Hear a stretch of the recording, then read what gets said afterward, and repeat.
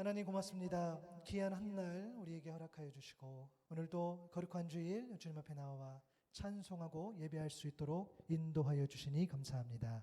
하나님, 우리가 찬송하고 고백했던 것처럼 우리가 주님을 부르짖고 또 주님 앞에 나아갈 때에 우리 주님께서는 아무 조건 보지 않으시고 우리를 귀하다 말씀하시오니 그 믿음, 그 신뢰를 가지고 주님 앞에 나아갑니다. 오늘 우리와 함께하여 주옵소서. 이 시간 주의 말씀을 듣습니다. 말씀에 집중할 수 있는 저희들 되게 하여 주시고 말씀을 붙잡고 살아갈 수 있는 우리 모두 되게 하여 주옵소서. 감사합니다. 예수님의 이름으로 기도드립니다. 아멘. 네, 오늘 우리에게 주신 말씀 보도록 하겠습니다. 오늘 한 절인데요. 마태복음 5장 7절입니다. 한 절의 말씀을 우리 같이 읽도록 하겠습니다. 시작.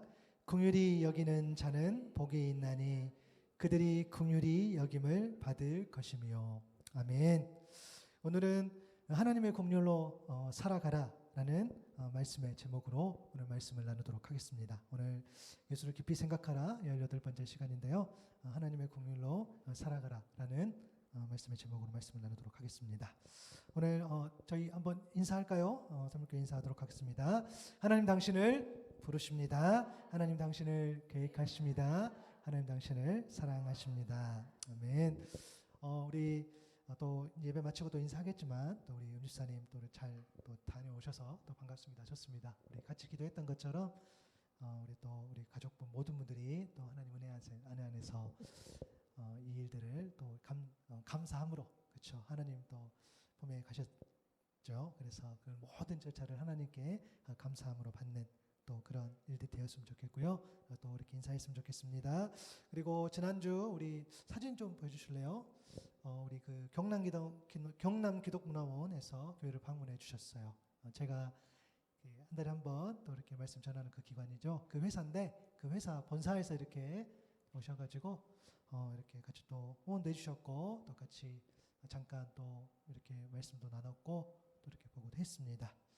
그래서 또 제가 그 한 달에 한 번 저희가 그 한국 관리자가 7분인데 그분들을 어찌됐든 물론 한 달에 한 번 너무 짧은 시간 만나긴 하지만 그래도 계속 복음을 증거할 수 있어서 감사하고요. 그분들에게도 예수님의 복음이 잘 증거되어 줬으면 좋겠습니다. 그리고 지난주부터 수요일 날 저희들 이제 시작했습니다. 10시 반에 이제 오전에 하기 때문에 이제 그 일정들이 다 있으시죠? 압니다. 그래서 멀리 보고 저희가 수요 오전 예배를 또 하고 지금 이제 기도회로 하고요. 저희가 또 이제 계속하면은 또 조금 더 우리 수요 예배 형식으로 이렇게 확장할 예정입니다. 그래서 기도해 주시고 여러분들도 기도밖에 없습니다. 기도의 자리에 늘 이렇게 하시고 그 시간에 교회에서 또 기도회를 하고 있구나라고 여러분들 해서 여러분 계신 곳에서 또 중보해 주시면 감사하겠습니다. 우리가 지금 예수님의 산상순 5장부터 7장까지 해서 8복의 말씀을 나누고 있지요. 우리가 5번째 복까지 왔습니다. 1번부터 4번째까지 그러니까 4개 그 복을 이렇게 나눴었는데 기억 안 나시죠? 할렐루야. 훌륭한 성도. 여러분은 기억 안 나시면 나는 또 이야기해요. 아마 우리 또 몇 주 이렇게 그 일정 때문에 못 오신 분들 있어가지고 그래도 짧게나마 이게 복습이 필요합니다. 첫 번째 복이었죠. 심령이 가난한 자는 복이 있나니 천국에 그들의 것이다 라는 이 복. 심령이 가난하다는 것은 영적으로 가난한 것, 영적으로 파산 상태에 있었던 그 상태를 의미합니다. 그래서 더 이상 의지할 것이 없는 그런 가난한 상태인데, 그래서 우리 메시지 성경 표현처럼 벼랑 끝에 서 있는 상태를 심령이 가난한 상태라고 우리가 이야기했습니다. 그래서 이것이 복인 이유는 천국을 소유해요. 그러니까 심령이 가난할 때에 천국이 복이 될 수 있는 건 뭐냐면 내 안에 내가 이제 더 이상 담을 게 없어요. 내가 더 이상 의지할 게 없어요. 근데 그때에 우리가 하나님의 것을 담았을 때에 하나님의 나라는 다스림이시죠. 그 하나님께서 저 먼 곳에 있는 것이 아니라 우리 안에 오시는 거죠. 임한 거죠. 그래서 천국을 경험할 수 있는 거죠. 그래서 그게 복이라고 했습니다. 두 번째 복은 뭐냐면 애통하는 자는 복이 있나니 그들이 위로를 받을 것이다. 애통은 고통스럽게 슬퍼하는 것을 의미합니다. 그러나 어떤 슬픔의 감정에 머물지 않고 절망과 아픔 속에서 오히려 하나님을 발견하는 거죠. 죄에 대해 슬퍼하는 것, 또 예수님이 아파하시는 것을 나도 주님의 마음으로 아파하는 것이 곧 애통입니다. 이렇게 애통할 때에 하나님의 위로를 받는 것, 그것이 복이라고 이야기했는데요. 하나님의 위로 또한 어떤 단순한 감정, 어느 날 갑자기 슬펐는데 뭐 약간 뭐 기분이 좋아지고 라는 의미가 아니지요. 하나님의 위로라는 것은 복음을 들었을 때 그 아름다운 소식을 접하는 것, 그 복음을 듣는 것이고, 또 마음이 상한 자를 고쳐 주신다는 그 약속, 그리고 온전히 우리가 저해진다는 그 약속, 그것이 하나님의 위로, 또 하나님 우리에게 그 위로가 소망이 될 줄로 믿습니다. 그리고 온유한 자는 복이 있나니 그들이 땅을 기업으로 받을 것이다. 여러분, 온유하다는 것은 기본적으로 따뜻하고 부드러움을 이야기합니다. 그런데 성경이 말하는 것은 겸손한 것, 스스로 낮추는 것, 자만하지 않는 것이지요. 그래서 비천하고 곤고한 노예 같은 상태를 우리가 온유하다라고 이야기를 합니다. 그런데 이 하나님 앞에 우리가 온유하다는 것은 뭐냐면, 내가 어떤 일을 겪었어요. 내가 할 말도 많아. 그러나 내가 온유함을 유지할 수 있는 것은 뭐냐면, 내가 하나님께 그 모든 것을 맡기는 거죠. 내 상황이 억울해도 그것을 하나님께 맡기기 때문에 내가 거기에서 참아내고 인내하고 버티는, 그렇죠. 어찌 보면은 부드럽다는 것이 수동적인 것이 아니라 능동적으로 선택하는 그런 삶이겠죠. 그 온유함을 우리가 온유함으로 나아갔을 때에 땅을 기업으로 받습니다. 정말 땅을 기업으로 받는 의미도 있겠지만, 하나님의 저 영원한 새하늘과 새 땅, 그 하나님께서 약속해 주신 그 땅을 우리가 온유한 자에게 허락해 주셨습니다. 그리고 마지막 네 번째 복은 의에 줄이고 목마른 자, 그들이 배부를 것이다. 여기에서 말하는 의라는 것은 하나님께만 합당하게 받아들여 줄 수 있는 그런 상태로서의 의입니다. 오직 순전히 하나님만이 인정하시는 그 의이겠죠. 하나님과 올바른 관계를 맺으며 살아가는 의, 하나님 안에서 완벽한 의인이신 예수 그리스도, 그분을 닮아가고자 하고 또 수고하고 애쓰는 그 의를 우리가 말한 그 의에 줄이고 목마른 자를 복이 있나니 말하는 그 의입니다. 그 의를 배고파할 때, 그 의를 목말라 할 때, 이것을 통해서 우리는 온전한 배부름, 온전한 만족함을 누릴 수 있다고 주님이 말씀하셨어요. 왜냐하면 우리는 늘 배고프고 우리는 늘 목마르기 때문입니다. 그렇죠? 우리가 아무리 오늘 또 제가 예언합니다. 오늘 또 우리가 예배를 드리고 우리에게 정말 풍성한 은혜가 있다 할지라도, 또 맛있는 음식을 먹고 우리가 기뻤어요. 또 오랜만에 뵙고 서로 좋은 이야기를 나눴어요. 너무너무 기뻤어요. 그러나 여전히 우리에게는 또 배고픈 시간이 오고 또 목마른 시간이 온다라는 거죠. 그건 어쩔 수가 없어요. 우리는 그러한 존재. 그러나 이때에 그러나 하나님을 향한 의, 그렇죠? 그런 것을 갈망했을 때, 특별히 우리가 지난주 말씀 나눴던 것은 말씀에 집착하고 살아가는 삶, 그것이 의를 갈망하는 삶이라고 말씀을 드렸죠. 떡이 아니라는 거죠. 배고픔과 목마름에 관한 모든 것이 담겨있는 그 떡. 사람들은 떡에 집착하고 세상은 떡에 집착하지만 또 뭔가 있을 것이다. 여전히 지금도 이 시간에도 어디를 가서 막 찾아다닐 거야. 더 나에게 배부름을 줄 수 있는 것, 나에게 목마름 해결해 줄 수 있는 것을 여전히 찾아다니겠죠. 세상은. 그러나 그것이 아니라 떡이 아니라 하나님의 말씀에 집착하며 살아갔을 때에, 세상의 것에 집착하는 것이 아니라 하늘의 것을 집착하는 삶이 살아갔을 때에, 그것이 곧 의를 갈망하는 삶이라는 거예요. 그럴 때에 우리는 온전한 배부름, 온전한 만족함을 누릴 수 있을 줄로 믿습니다. 지금까지 이제 네 가지 복을 우리가 배웠었는데요. 또 말씀을 나눴었는데, 이제 오늘부터 이 살펴볼 복에 대해서는 조금 구분을 지었으면 좋겠어요. 물론 절대적인 것은 아니지만 이게 말씀을 좀 더 세밀하게 보기 위해서인데요. 앞에 언급한 네 가지 복이 우리의 어떤 내면의 관계, 그러니까 우리 속사람에 관련된 것, 우리의 속사람과 어떤 하나님과의 어떤 관계적인 부분에서 설명되는 복이라고 한다면, 오늘부터 살펴본 복은 그것을 기초로 어떻게 살아갈 것인가에 대한 복입니다. 물론 모든 복이 삶에 포함된 복이지만 오늘부터 살펴본 복이 좀 더 우리의 삶에 좀 가깝게 되는 거죠. 그런 성품이 되는 거죠. 오늘 본문 7절이지요. 긍휼히 여기는 자는 복이 있나니 그들이 긍휼히 여김을 받을 것이며. 아멘. 여러분, 긍휼입니다. 헬라어로 이제 엘레오스라는 표현을 씁니다. 긍휼 자비로 번역을 하죠. 그리고 이제 히브리어에서 보면 이와 같은 표현이 두 가지가 있는데, 라훔, 또 헤세드. 우리가 헤세드 말을 잘 들어봤죠. 슬픔, 애통, 자비, 긍휼 다 이렇게 연결되는 의미입니다. 이 긍휼이라는 것이 결국에는 이 타인을 불쌍히 여기는 거죠. 타인의 고통이나 불행에 대해서 연민을 가지고 관심을 가지고 자비, 사랑을 느끼는 것이 바로 긍휼입니다. 사실 저와 여러분이 이런 긍휼의 어떤 개념에 대해서 그렇게 자세히 다루지 않아도 우리는 어느 정도 알고 있어요. 여러분 세상 사람들도 마찬가지예요. 누군가를 불쌍히 여기고 누군가를 돕는 것, 누군가를 조금 배려하는 것에 대해서는 우리가 막 그 어떤 그 개념을 다 설명하지 않아도 우리가 어느 정도 이해합니다. 그런데 문제가 있어요. 이 한번 질문에 여러분 한번 답해 보시겠어요? 여러분 긍휼은 마음일까요? 행동일까요? 이제 복잡해집니다. 긍휼은 여러분 긍휼이 마음일까요? 행복일까요? 불쌍히 여기는 마음, 우리 보통 이렇게 긍휼을 이야기하는데 대답을 잘 하셔야 돼요. 긍휼이 마음일까 행동일까 이것을 좀 가지고 좀 말씀을 나눴으면 좋겠는데요. 여전히 또 고민이 되지요. 마태복음 9장 13절에 보면 너희는 가서 내가 긍휼을 원하고 제사를 원하지 아니하노라 하신 뜻이 무엇인지 배우라.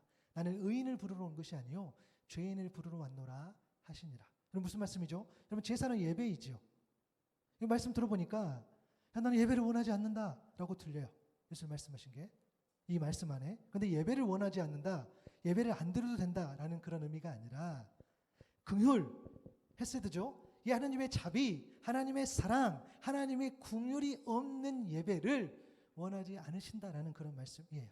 예수님의 말씀은 구약의 호세아 말씀을 인용한 말씀인데 호세아 6장 6절이죠. 나는 인애를 원하고 제사를 원하지 아니하며 번제보다 하나님을 아는 것을 원한다. 인애, 이때 인애가 헤세드입니다. 긍휼입니다. 사랑, 자비, 긍휼이 없는 예배보다 사랑이신 하나님을 아는 것, 자비로우신 하나님을 아는 것, 긍휼하신 하나님 아는 것을 내가 더 원한다. 이것이 하나님의 뜻이라는 거예요. 호세아 선지자와 예수님 활동하셨던 각각의 시대. 여러분 종교 지도자들이 어떤 그런 제사, 예배의 의식이 정말 형식이었어요. 방탕했어요. 탐심이 가득했고 예수님 당시 종교 지도자들은 로마 정부에 아첨했죠. 아부했죠. 자신의 기득권을 유지하기 위함이었습니다. 그것으로 배를 채우기 위해서 급급했죠. 가난하고 도움이 필요한 백성들, 그 어떤 예배, 그 돌봄들은 그 비천함에는 관심이 없었어요. 그런데 그 종교 지도자들은 놀랍게도 그 예배, 그 제사는요, 더 잘 드렸어요. 더 집착하고, 더 화려하고, 더 세련되게, 더 준비하고. 왜요? 목적이 분명했어요.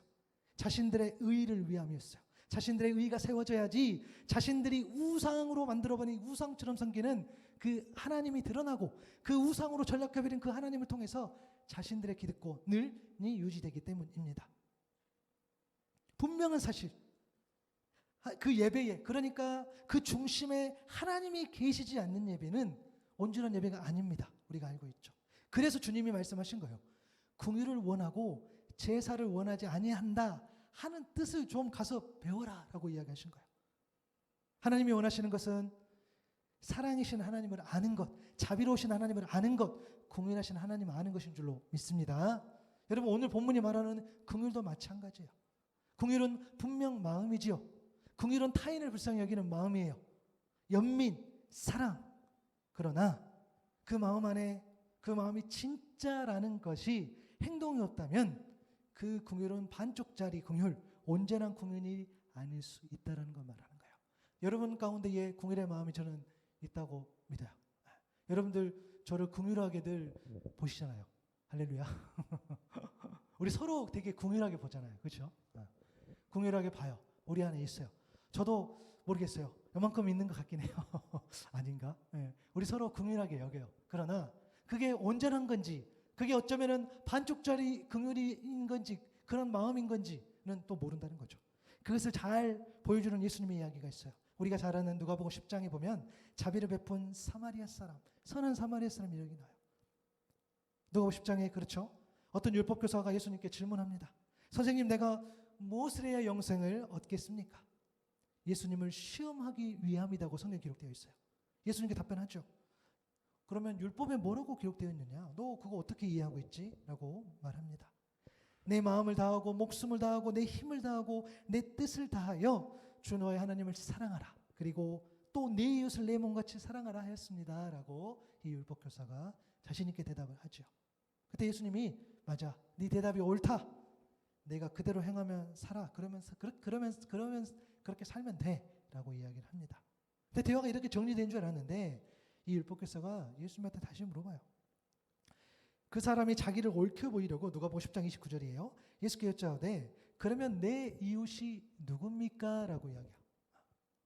아마 이건 개인적인 해석인데 자기가 생각하는 이웃에 대해서는 이미 본인이 사랑하고 섬기고 그런 것들을 다 충분히 하고 있다라고 생각한 것 같아요.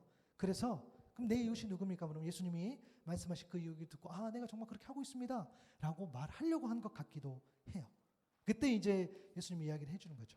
어떤 사람이 예루살렘에서 여리고로 내려가다가 강도를 만났어. 근데 그 강도들이 그 옷을 벗기고 때려서 거의 죽게 된 채로 내버려 두고 갔는데 마침 우리가 잘 아는 그 제사장이 그 길로 내려가다가 그 사람을 보고 봤는데 피했어. 그냥 지나갔어. 또 레위 사람도 그곳에 이르러서 그 사람을 보고 왔는데 피하고 지나갔어. 그런데 누가복음 10장 33절이죠. 어떤 사마리아 사람은 여행하는 중에 거기 이르러 그를 보고 불쌍히 여겼다라고 했어요. 불쌍히 여긴 거 첫 번째 긍휼이 나옵니다. 자비의 사랑의 마음 있죠. 그리고 34절에 보니까 가까이 가서 기름과 포도주를 그 상처에 붓고 싸매고 자기 짐승에 태워 주막으로 데리고 가서 돌보아 주니라 라고 되어 있어요. 상처를 싸매고 돌보아 주었다는 거예요. 이게 두 번째 긍휼이에요. 첫 번째 긍휼 불쌍히 여겼어요. 두 번째 긍휼은 뭐였습니까? 상처를 싸매고 돌봐줬다는 거예요.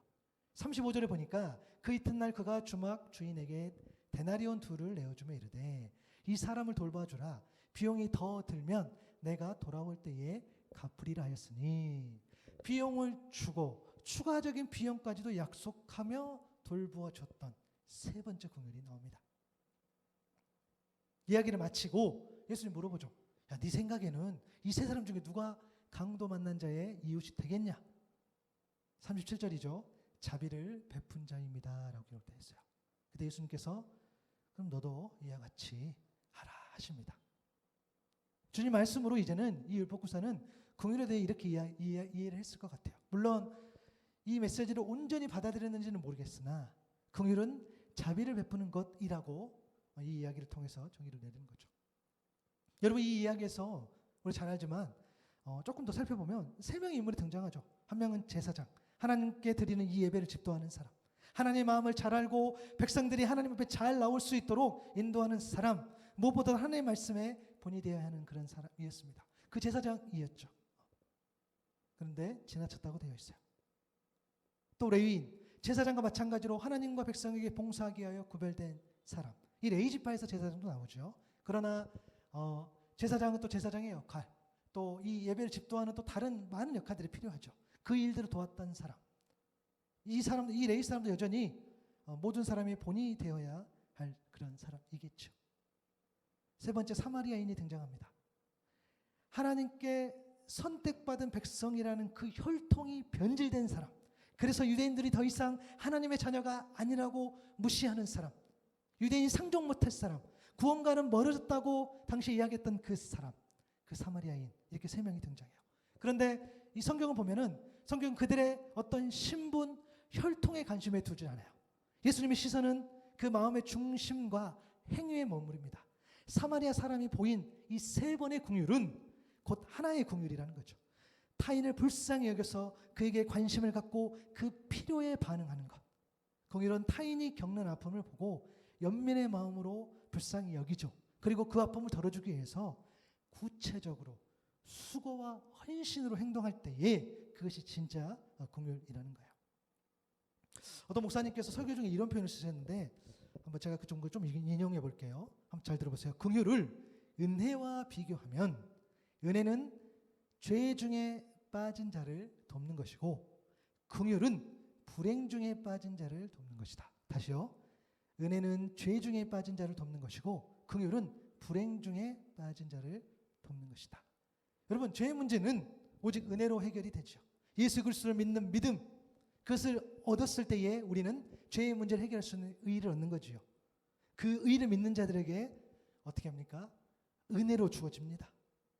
그러므로 죄 중에 빠진 자에게는 필요한 것은 은혜로 얻을 수 있는 예수님의 의. 그 의는 오직 믿음으로 얻는 것이다 라는 그 복음, 그 진리의 말씀, 그 복음이 담긴 하나님의 말씀을 주어야지 그 죄 중에 빠진 자를 돕는 것이겠죠. 이 사람이 아무리 잘 먹고 잘 살고 아무리 부유하고 아무리 이런 걸 다 이룬다 할지라도 그가 죄 중에 빠져 있다면, 예수 그리스도 믿는 그 의가 없다면, 그 복음이 없다면 그는 여전히 죄 중에 빠져서 허우적거리는 자라는 거예요. 그것이 성경이 말하는 거예요. 아무리 사람들이 이 메시지를 무시하고 아무리 사람들이 이것을 가볍게 여긴다 할지라도 변하지 않는 것, 어쩔 수 없어요. 그건 또 이야기해야 돼요. 안 들어도 우리가 이야기해야 되는 거죠. 때를 따라 그 메시지가 그에게 받아들이지 않을지라도 그 메시지가 얻을 때까지는 말을 해야 된다는 거죠. 맞아요. 죄 중에 빠진 자에게는 그 의, 그 복음, 그것이 필요한 거예요. 그런데 불행 중에 빠졌다는 거.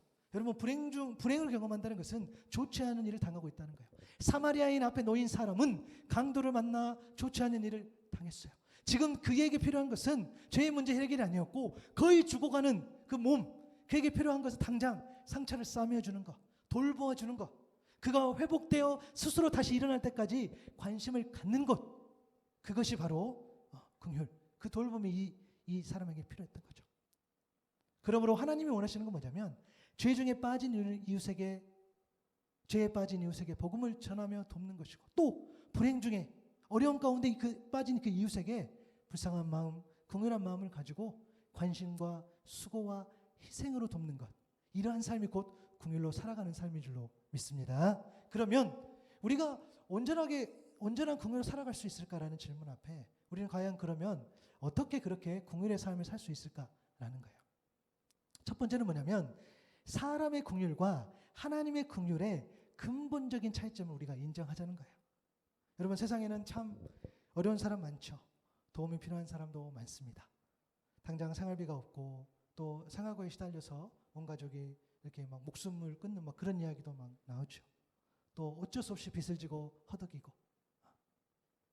제가 제가 이제 이건 원고에 없었는데 생각이 나는 건데, 제가 신대원 1학년 때였는데 2013년 뭐 그때였는데, 이제 이렇게 그 학교에서 어떤 장학금이 조금 생겨서 이제 그거를 이렇게 이제 대표들이 몇 명 가서 선별하고 난 그런 자리에 갔었는데, 어떤 사람이 이제 힘들다고 그 전도사님을 도와주려고 했는데, 우리 보통 뭐 그 의료보험 그 비용으로 막 이렇게 그 사람의 어떤 재산을 막 파악하고 그랬어요. 막 그렇게 하죠 보통. 근데 어떤 한 분이 의료보험, 그 사람 너무 그분을 도와주고 싶은데 그 의료보험 상태만 보면 그러니까 본인 명의를 다른 가족한테 빌려줬더라고요. 그래가지고 그 명의에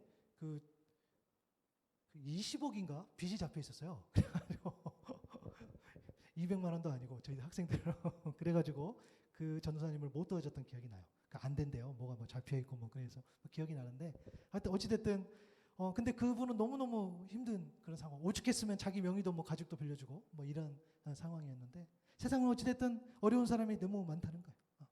집이 없는 사람, 몸이 아프지만 병원에 가지 못하는 사람, 먹을 것이 없는 사람. 여러분, 그것뿐만 아니죠. 영적으로 방황하는 사람, 마음이 병이 있는 사람 많죠. 불쌍한 사람들 많아요. 물론 또 저는 불쌍한 사람일까 아닐까 뭐 고민해봤어요. 저도 한 불쌍한 것 같기도 한데 잘 모르겠어요. 어찌됐든 우리는 참 이렇게 우리가 정말 그 도움을 줘야 될 사람들은 되게 많다고 생각합니다. 우리 모두가 긍휼이 필요하죠.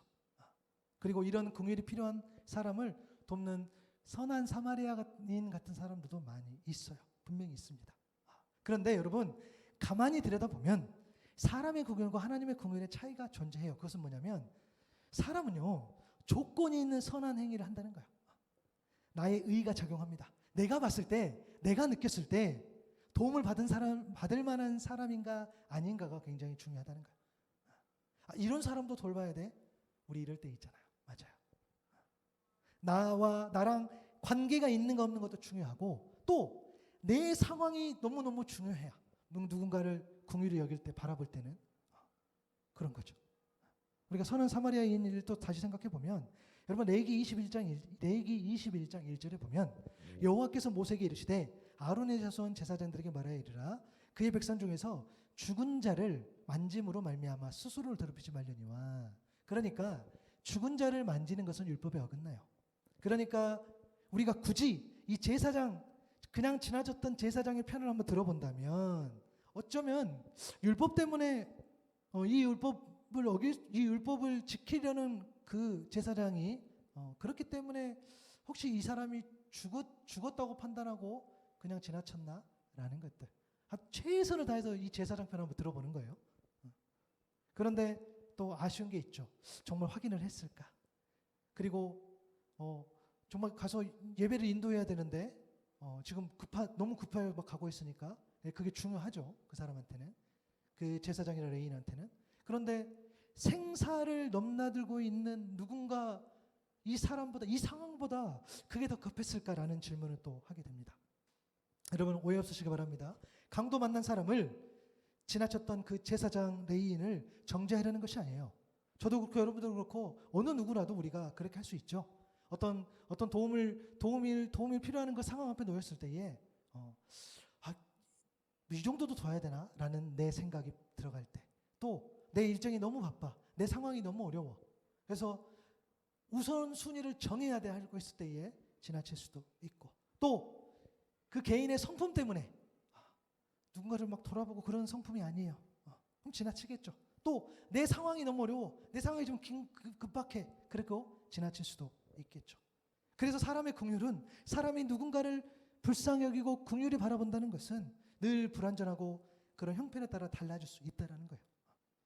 그런데 하나님의 긍휼은 다르죠. 우리가 잘 아는 것처럼 하나님은 이스라엘 선택했어요. 노예로 살아가고 있는 그들을 탄식 부르짖는 그떤 고통 소리를 듣고 어떻게 했습니까? 출애굽했죠. 약속의 땅으로 나아가게 했습니다. 강팍한 애굽을 향해서 10가지 재앙이나 보여주셨죠. 이스라엘 백성들이 밤낮으로 행군할 수 있게 낮에는 구름 기둥 인도하셨죠. 밤에는 불기둥으로 앞길을 비춰주셨어요. 결정적으로 그들 앞에 놓인 이 홍해를 마른 땅으로 만들어 건너가게 하셨고, 이스라엘 백성의 뒤를 따라온 그 군대들 다 쓸어버렸습니다. 그런데도 이스라엘 백성들은 하나님을 온전히 믿지 못했죠. 그들의 필요가 채워지지 못할 때마다, 그들이 원하는 것이 충족되지 않을 때마다 하나님을 원망하고 하나님을 외면했어요. 급기야는 금송아지도 만들고 하나님 마음을 아프게 했죠. 하나님이 그렇게 싫어하시는 우상도 숭배했어요. 불신앙이 있었다는 거죠. 사실 여러분, 이스라엘은 할 말이 없어요. 이스라엘을 지칭하는 우리 또한 그렇죠. 할 말이 없어. 하나님과의 약속을 깬 것도 그들이었어요. 하나님을 신뢰하지 못한 것도, 먼저 떠난 것도 그들이었어요. 하나님은 죄와 상관없는, 죄와 공존할 수 없는 거룩한 분이심을 그들은 모르지 않았으나 여전히 죄를 가까이하고 죄와 함께했고 돌이키라는 하나님의 그 간절한 마음을 받아들이지 않았어요.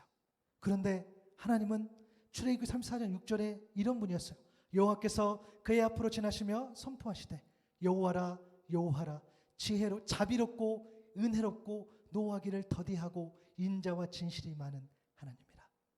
여러분, 하나님이 자비롭고 은혜로우신 분이신가 동시에 노하기를 더디하셨다는 거예요. 하나님을 화내시는 것을 지체하셨다는 거예요. 지금도 여전히 우리 죄악 앞에서 화내시기를 지체하고 계신 줄로 믿습니다. 언제까지? 여러분, 언제까지 지체하셨습니까? 이스라엘이 돌아올 때까지, 이스라엘이 회개하고 돌아올 때까지 노하기를 지체하셨어요. 죄악 가운데 있는 이스라엘을 기다려서 줄 만한 어떤 조건을 갖추어서가 아니었어요. 하나님 왜 기다리세요? 이스라엘이 너무 잘해서 내가 좀 기다려주려고, 이런 차원이 아니라 그런 게 하나도 없었어요. 도무지 어떤 조건을 갖추고 어떤 능력이 있어서 좀 봐줄 만해서 괜찮아서 그 정도면 충분하니까, 그래 이 정도는 잘 따라왔어, 오케이 내가 용서해 줄게 라는 어떤 그런 요소들이 없었어요.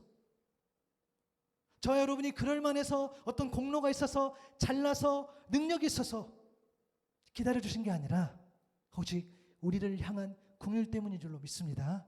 이스라엘 백성을 향한 그 긍휼, 또한 오늘을 살아가는 저와 여러분 향한 그 긍휼, 불쌍히 여기는 마음, 그것은 정말 하나님, 오직 하나님만이 하실 수 있는 그 긍휼인 거죠. 사람의 긍휼과 하나님의 긍휼의 근본적인 차이점은 사람의 긍휼은 그 대상에게 어떤 조건을 찾지만, 그 대상에게서 어떤 조건을 찾지만, 하나님의 긍휼은 무조건이라는 거예요. 죄악 속에 살아가는 저 여러분이 무슨 조건을 충족하겠어요? 그런데 그럼에도 하나님의 긍휼의 조건은 뭐죠? 하나님 자신, 하나님 존재 자체. 요한일서 4장 8절에 보니까 사랑하지 아니하는 자는 하나님을 알지 못하나니 이는 하나님은 사랑이십니다. 그러니까 하나님의 성품, 하나님의 속성, 하나님의 존재 자체가 사랑이시기에 여러분을 향해 끝없이 조건 없이 긍휼함으로 우리를 대해 주시는 줄로 믿습니다. 게다가 우리를 단순하게 불쌍해라고만 그렇게 바라봐 주시는 것으로 끝나지 않았어요. 끝까지 우리를 어떻게 해요? 행동하시면서 책임을 져 주신다는 거예요. 시편 121편 4절 7절 보니까 이스라엘 지키시는 이는 졸지도 아니하시고 주무시지도 아니하시리로다. 너무 귀한 말씀. 성경에 이런 말씀이 있어요. 요만큼의 틈도 없다라는 거예요. 요만큼의 쉬는 시간도 없다는 거예요.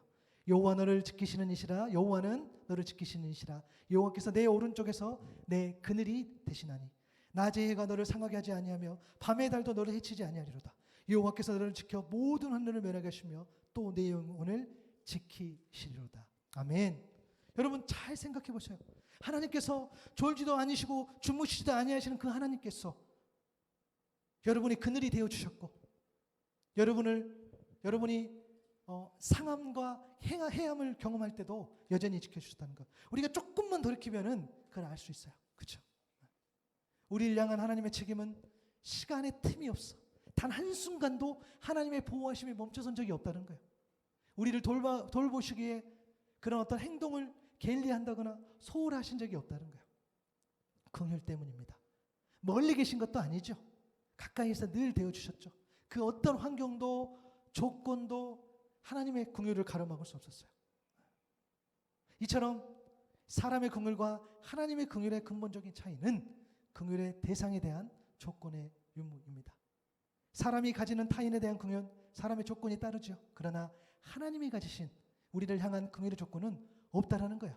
오직 하나님의 자비, 오직 사랑으로 시작된 긍휼. 그래서 끝까지 행동하심으로 우리를 보호해 주신다는 거예요. 그 중심, 그 긍휼의 가장 기본, 그리고 시작과 완성, 그 중심에 뭐가 있어요? 십자가가 있다는 거예요. 십자가를 왜 지셨을까?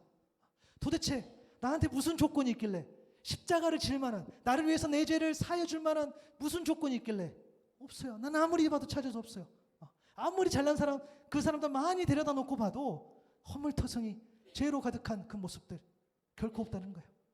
히브리서 2장 17절과 18절에 보니까 그러므로 그가 범사에 형제들과 같이 되심이 마땅하도다. 이는 하나님의 일에 자비하고 신실한 대제사장이 되어 백성의 죄를 속량하려 하심이라. 그가 시험을 받아 고난을 당하셨은즉 시험 받는 자들을 능히 도우실 수 있느니라.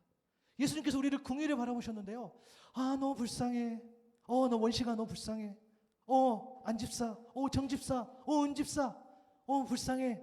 하나님은 그렇게 하신 게 아니라는 거예요. 그렇게만 하신 게 아니라 저 밑바닥까지 낮아지셔가지고 실제로 고난을 당하셨다는 거예요. 그래서 시험 받는 자들을 능히 도우실 수 있어. 충분히 완벽하게 공감하시니까 우리를 살리기 위함이셨어요. 우리가 죽어 마땅한 죄임에 불구하고 우리를 형벌이나 심판의 대상이 아니라 긍휼의 대상으로 여겨주신 거예요. 여러분 죄송한데요. 여러분들 물론 여기 계신 분들 다 너무너무 귀하고 잘났고 예쁘고 맞아요. 그 다 인정합니다. 그러나 불쌍한 존재임을 또 우리가 인정할 수 있기를 바랍니다. 그죠? 우리 얼마나 불쌍합니까? 그죠? 아니에요. 여러분 좀 더 나아. 제가 더 불쌍해. 아닌가? 우리 불쌍해. 여러분 그래서요. 우리가 긍휼로 살아가기 위해서 사람의 긍휼과 하나님의 긍휼이 근본적으로 다르다는 것을 인정하고, 그리고 두 번째는 뭐냐면 이와 같은 하나님의 긍휼을 경험하는 거예요. 여러분 하나님의 긍휼을 어떻게 경험하는 거냐? 두 가지가 있어요. 방법이. 하나는 기도하는 것. 여러분 한번 이거 봐볼까요? 우리 영적 상상력을 발휘해서 선한 사마리아 이야기를 다시 생각해 보면 강도를 만난 그 사람이 깨어났어. 주막 주인에게 이야기를 들었어요. 자신을 치료해주고 주막까지 데려온 그도 큰 섬김인데 돌아올 때 다시 들리겠다 그 이야기를 들었어요. 근데 여러분, 만약에 이 강도를 만난 사람이 유대인이었다면, 그래서 자신을 긍휼의 대상으로 여기는 사람이 사마리아인이었다면 아마 굉장히 충격에 빠졌을 것 같기도 해요. 아마 평생 잊지 못할 충격.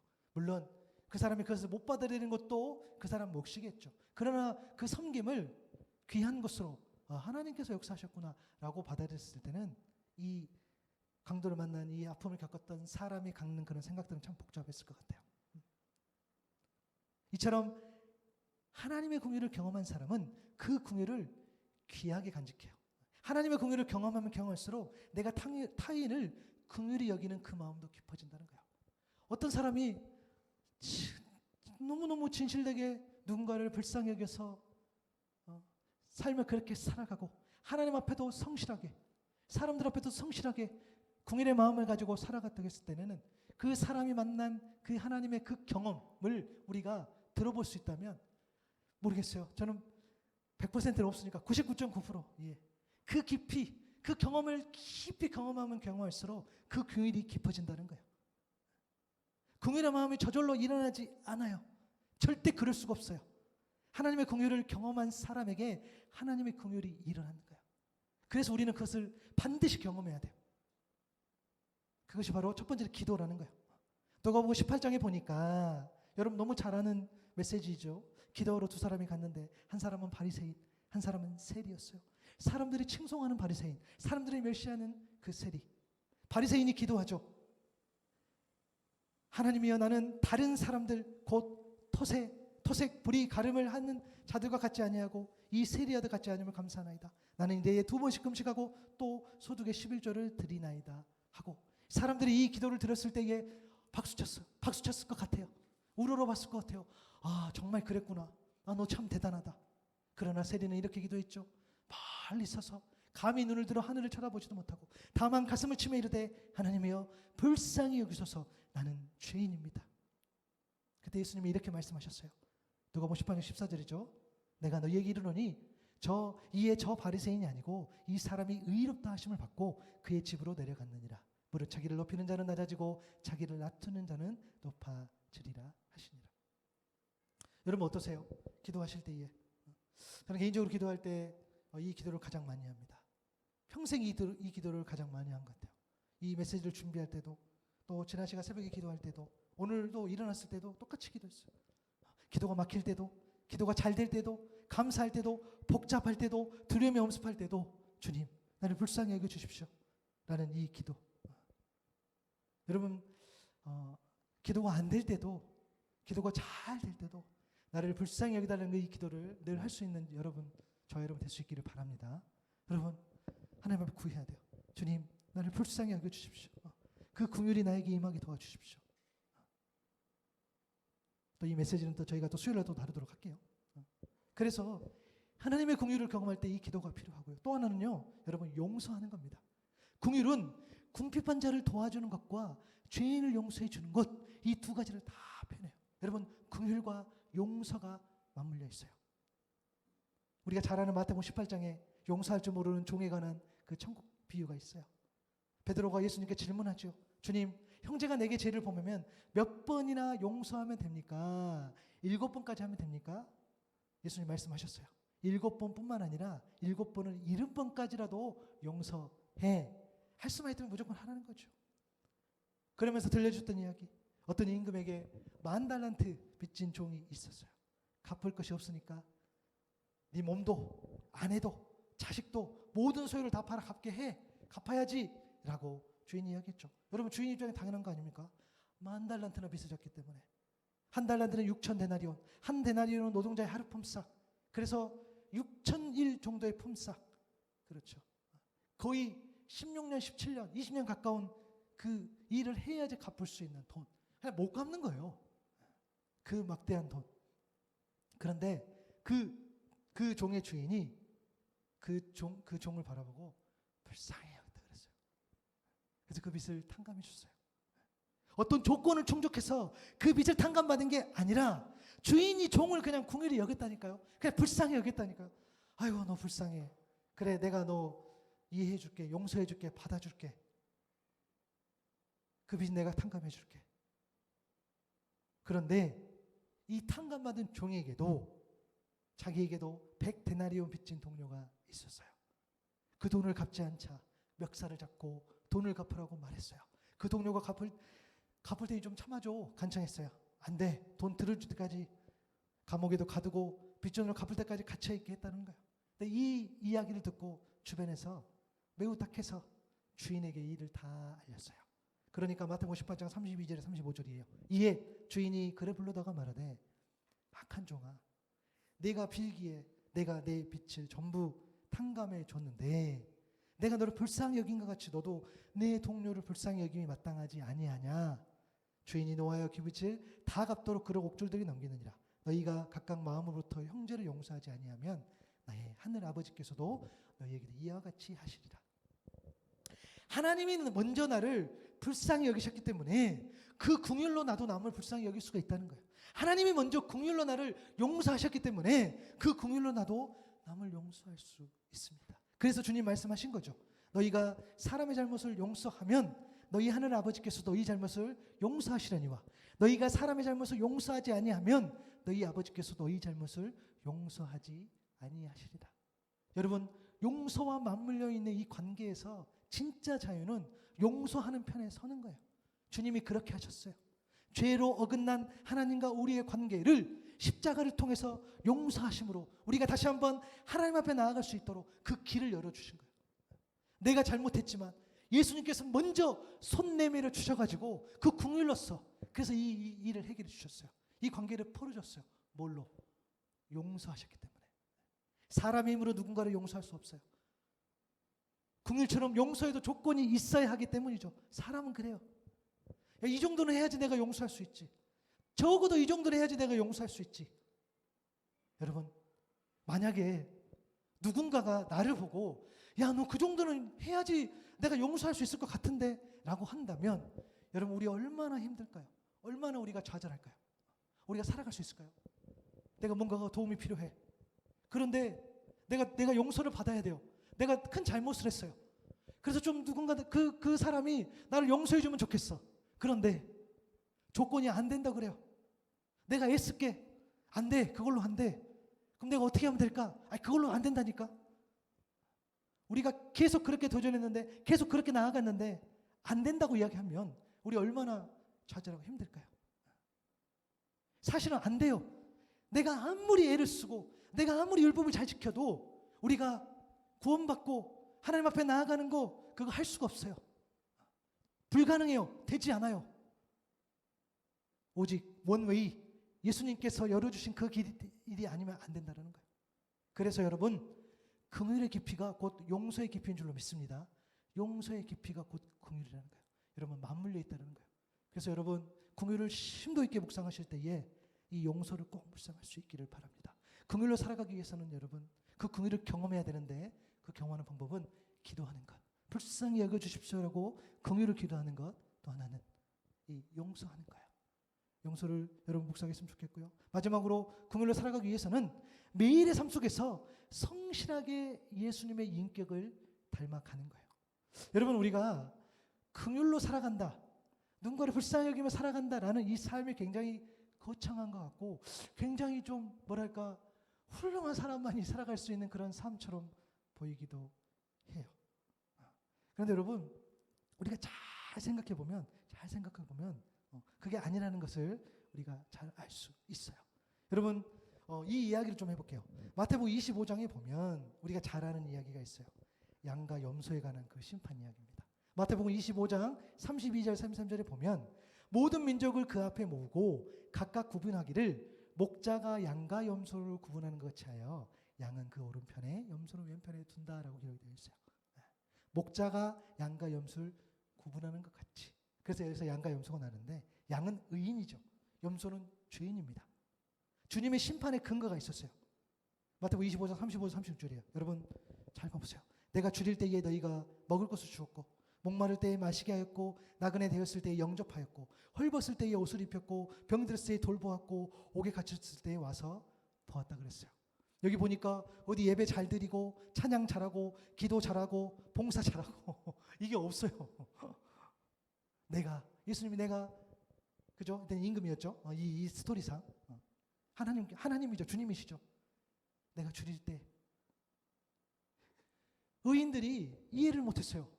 제가 언제 그렇게 했습니까, 주님? 제가 언제 주님한테 먹을 것도 갖다 주고 마실 것도 드리고 돌봐드렸고 입을 거 병들어서 옥에 갇혔을 때 언제 그렇게 했어요? 저 기억이 안 나는데 그렇게 한 적이 없는 것 같은데 라고 이야기를 하는 거죠. 그때 40절 이렇게 기록이 됐죠. 임금이 대답하여 이르시되 우리 하나님 우리 주님이 대답하여 이르시되 내가 진실로 너에게 이르노니 너희가 여기 내 형제 중에 지극히 작은 자 하나에게 한 것이 곧 내게 한 것이니라 하시고 지극히 작은 자 하나에게 한 것 그것이 곧 긍휼의 삶이라는 거예요. 우리가 여러분 영적으로 상상력을 발휘했으면 좋겠어요. 여러분들이 인생 가운데에 모르겠어요. 이제 우리가 이 교회에서 하나의 샘물께서 여러 저 예배를 드리는데 인생 전체를 보면은 정말 잠깐일 수 있겠죠. 이런 거예요. 내가 하나의 샘물교회 그때 예배 드렸을 때에 그때 그 목사 가정 강 목사 뭐 홍사 뭐 있었는데 그때 내가 그냥 그때 그 카페 한다고 막 그래서 거기 가서 그냥 차 한 잔 마셔주고 와서 같이 예배하고 그냥 좀 이렇게 무료할 때 같이 또 식사도 해주고 또 우리 직원들 이렇게 음료수 챙겨준다고 사다 주고 뭐 그런 거 한 거밖에 없는데 여러분 그것이 긍휼이라는 거예요. 우리 주님이 그거 이야기하신 거예요. 저 그거밖에 없는 여러분들이 천국 가면 반드시 그것을 주님께서 꼭 이야기하십니다. 왜요? 여러분이 저를 긍휼로 여겨주셨기 때문에. 저도 마찬가지예요. 주님 제가 그때 그분들 오셔가지고 제가 그냥 차 한 잔 마시고 그냥 우리 뭐 교육한다고 그냥 밥 한 끼 뭐 이렇게 하고 저 그거밖에 없는데요. 그거 하면 되지. 지금 그 이야기 하는 거예요. 여러분 제가 무슨 말씀 드려야 한 겁니까?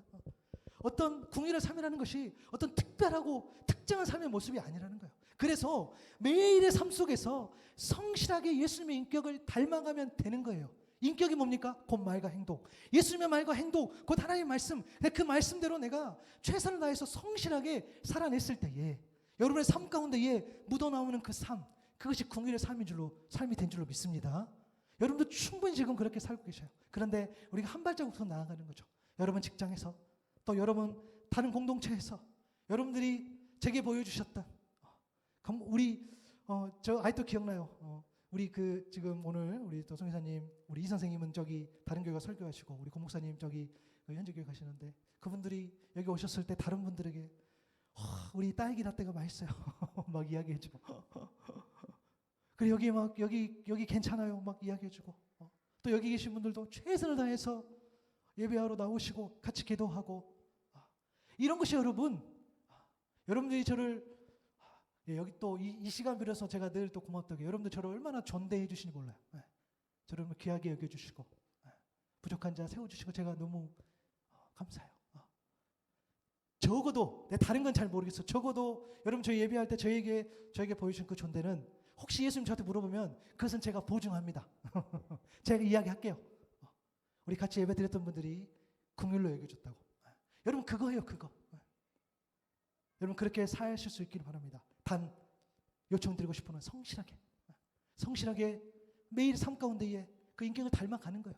그래서 좀 묻어나는 거예요. 내가 오늘 긍휼의 삶을 살겠다 이게 아니라 내가 그냥 살아냈어요.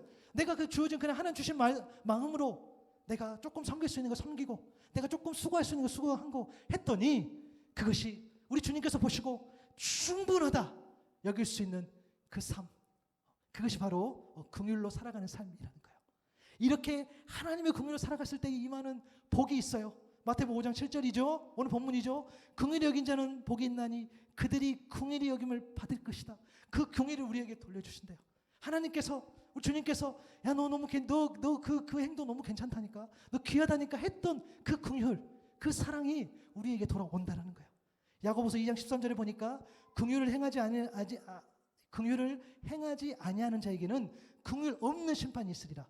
긍휼은 심판을 이기고 자랑하느니라.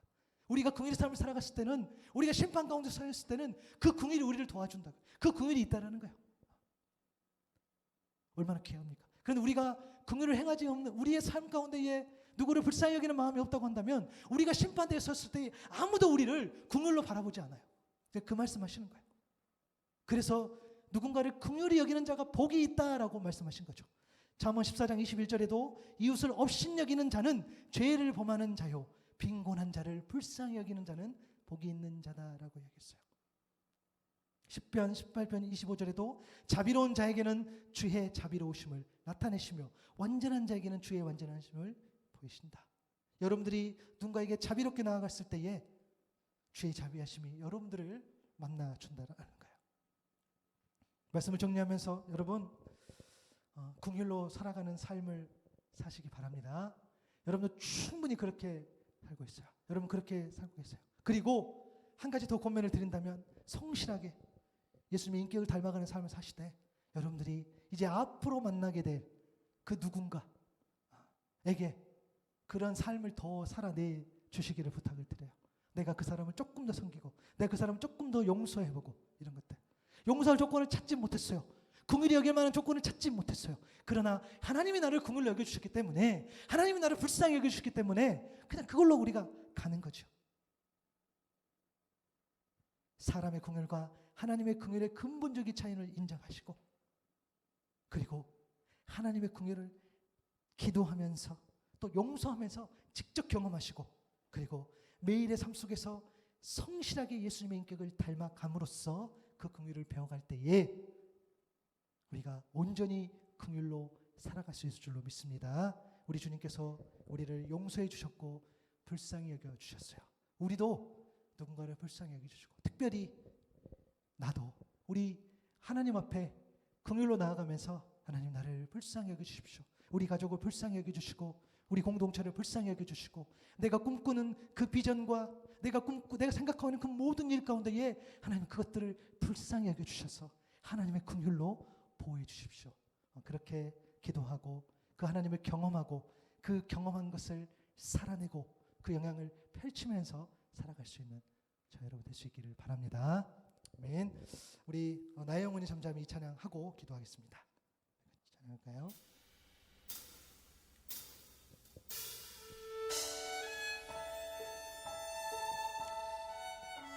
우리가 주신 말씀을 생각하면서 오늘 또 주님 앞에 나아갔으면 좋겠습니다. 우리가 하나님을 좀 잠잠히 불렀으면 좋겠습니다. 우리가 누구를 의지하겠습니까? 우리가 누구를 붙잡겠습니까? 주님밖에 없습니다. 오직 주만이 나의 반석, 나의 구원. 내가 요동치 아니하니라. 이 신앙이 우리 안에 있기를 소망합니다. 나의 영혼이 나의 영혼이 잠잠히 하나님만 바라며 나의 구원이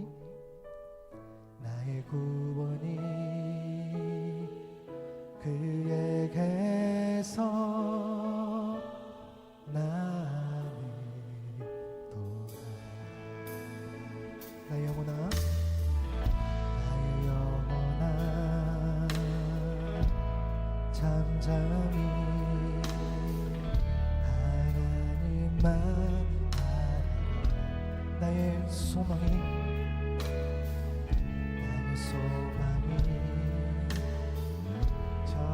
저에게서 나는 또다 오직 주만이 나의 반석 나의 구원 되시니 오직 주만이 나의 산소 내가 요동치 아니하리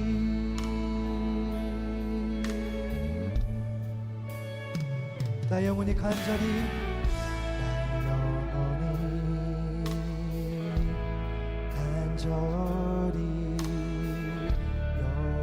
여호와를 닮아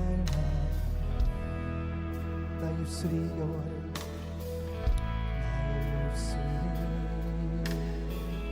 여호와를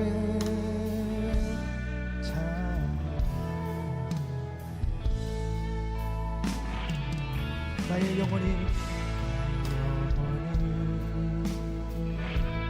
즐거이 여호와를 따르 나의 평생의 여호와를 나의 평생의 여호와를 송축하리 오직 주만이 나의 반석 나의 구원이시니 오직 주만이 나의 산소 내가 요동치 아니하리 나의 구원 나의 영 하나님께 있으니 하나님께 있으니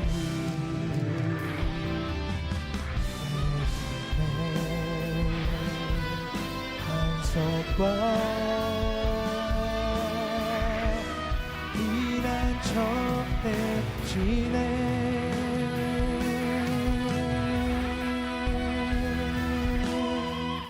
오직 주만이 나의 반석 나의 구원이시니 오직 주만이 나의 산소 내가 요동치 아니하리 오직 주만이 나의 반석 나의 구원이시니 오직 주만이 나의 산소 내가 요동치 아니하리 이 시간 한번 기도했으면 좋겠습니다. 여러분 하나님께서 저 여러분 오늘도 긍휼하게 바라보십니다. 우리가 죄악 가운데 놓여 있을 때도 우리를 불쌍히 여겨주시고 우리가 내 길로 내 의로 나아갈 때도 여전히 우리 하나님은 우리를 불쌍히 여겨주셨습니다. 하나님의 긍휼이 우리 안에 있길 소망하며 그 하나님의 긍휼을 경험하며 나아가기를 소망합니다.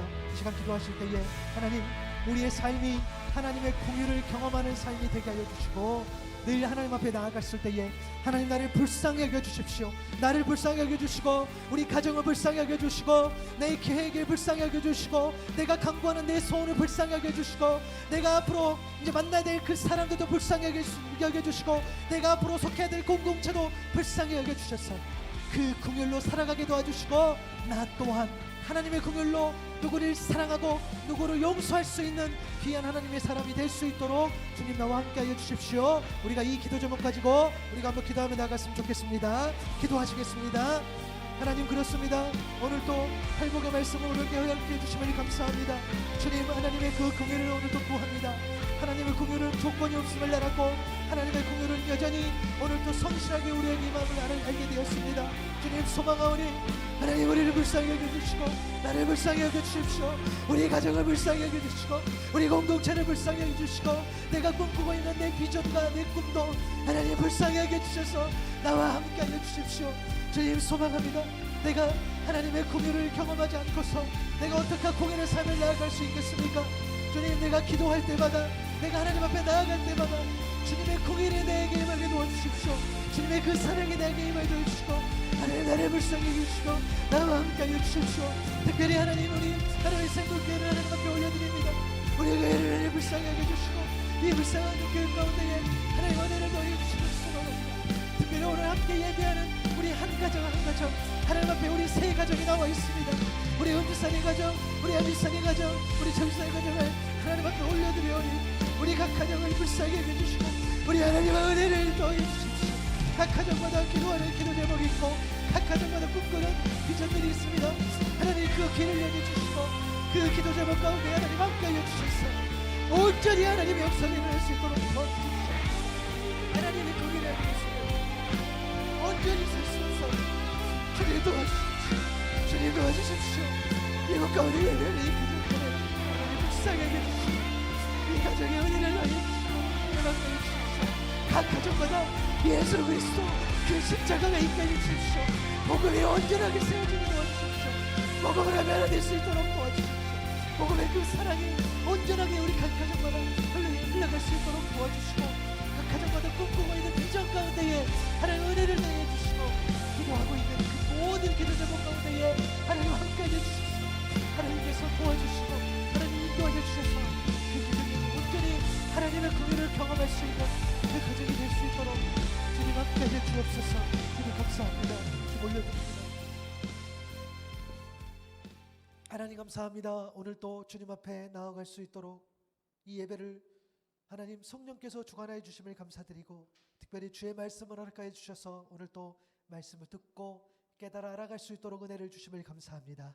주의 거룩하신 그 공율 앞에 오늘 또 우리가 겸손하게 나아갑니다. 하나님의 공율을 우리가 온전히 깊이 깨달아 알게 하여 주시고 그 하나님의 공율을 경험하며 살아갈 수 있는 우리 모두 되게 하여 주옵소서. 우리가 하나님의 공율을 구하는 기도를 늘 드릴 수 있는 저희들이 되게 하여 주시고 특별히 공율과 함께 가는 이 용서가 우리의 삶 가운데 있게 하여 주셔서 하나님께서 우리를 용서해 주셨던 것처럼 우리도 누군가를 용서하며 살아갈 수 있는 그런 귀한 삶이 되게 하여 주옵소서. 우리는 여전히 내 생각이 있어서 내 경험이 있어서 이 공열 가운데의 조건을 두려합니다. 그러나 하나님은 조건 없이 우리를 사랑하여 주셨고 조건 없이 우리를 품어주셨고 오직 은혜로 우리를 품어주셨으니 그 은혜에 힘입어 살아갈 수 있는 우리 모두 되게 하여 주옵소서. 특별히 소망하는 것은 우리의 가정들을 다 하나님 앞에 올려드립니다.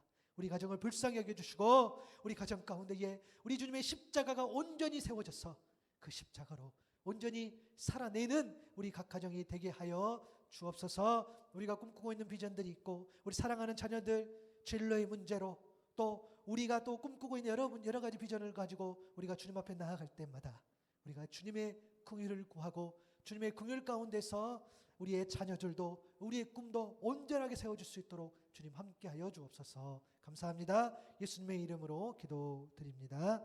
아멘.